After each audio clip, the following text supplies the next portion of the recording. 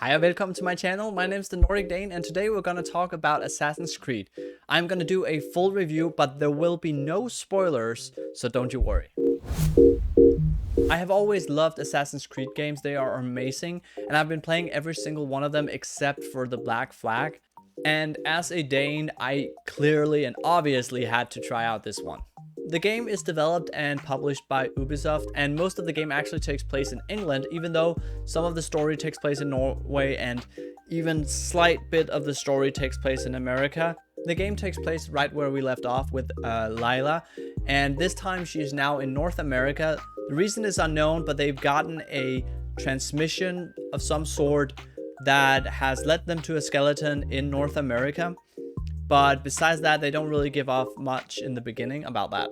You then find out that this skeleton is Ivor, who you are going to play as throughout the whole game. The cool thing about this is that you now get to choose, do you want to play Ivor as a man or as a woman? It does, however, say that it is meant to be played as a woman. And the reason for that is in the dream scenario that Ivor has, she changes from a woman into a man. Which leads me to the next part of the story, is that they use this Asgardian mythology and they weave this into the story of both Ivor but also Lila. Without spoiling too much of this, it is exceptionally well done. As someone who loves mythology and especially Norse mythology, there is a lot that they have used from the original story. If you're already familiar with some Norse mythology, these stories will be known to you. But if you're completely new, you don't need to worry because they go through this step by step as you experience the story for yourself. And this is probably my favorite thing about the game, is the way that they've integrated the Asgardian mythology into the storyline that they've already built with Desmond and what is going to happen in the future games.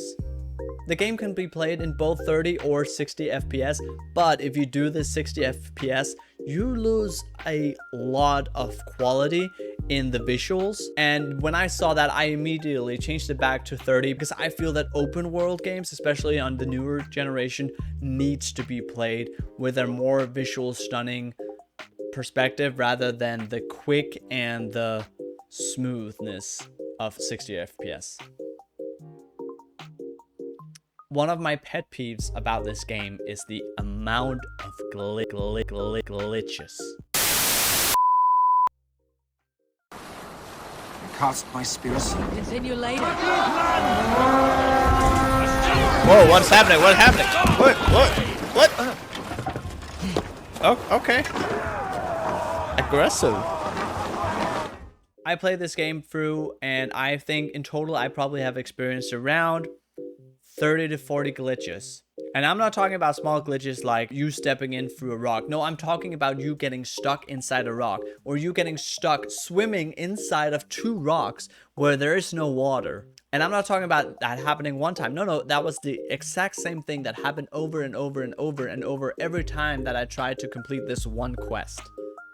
I think that probably happened like 6 times, and every time I had to reload the entire game.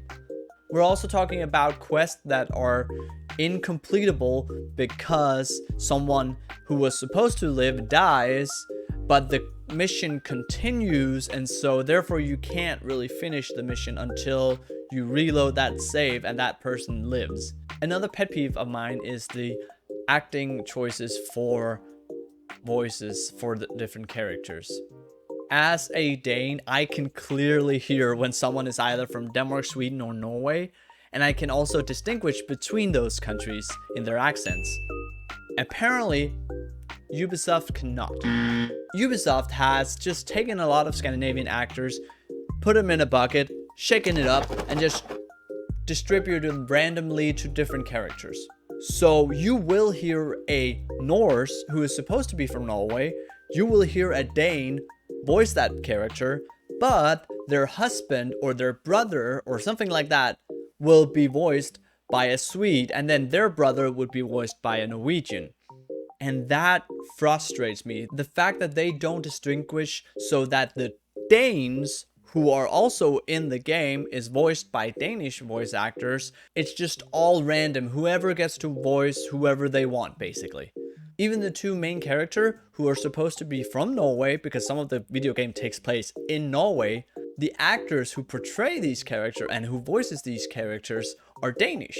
Which, as a Dane, I'm proud of, but on the other hand, it also goes against the whole Danish people being voiced by Danish people and Norwegians being voiced by Norwegians. When I was playing this game, it happened all the time and I got so annoyed by it. This Assassin's Creed game is the most repetitive Assassin's Creed game I have ever played. It is a lot of mashing buttons and all the stealth is just gone. In the previous Assassin's Creed games, you had specific ways that was maybe secret that you needed to go in order to assassinate this one person who was very, very important. But in this new game, it's all about just barging in there and just killing them. Which, for a Viking, that makes sense. But it kind of removes the whole assassin from the Assassin's Creed. And yes, you may say that she is not an assassin, she is a Viking. But I still feel that they should have included it in some way because they tried to include her into the Assassin's Creed. Overall, this game gives me a lot of mixed feelings.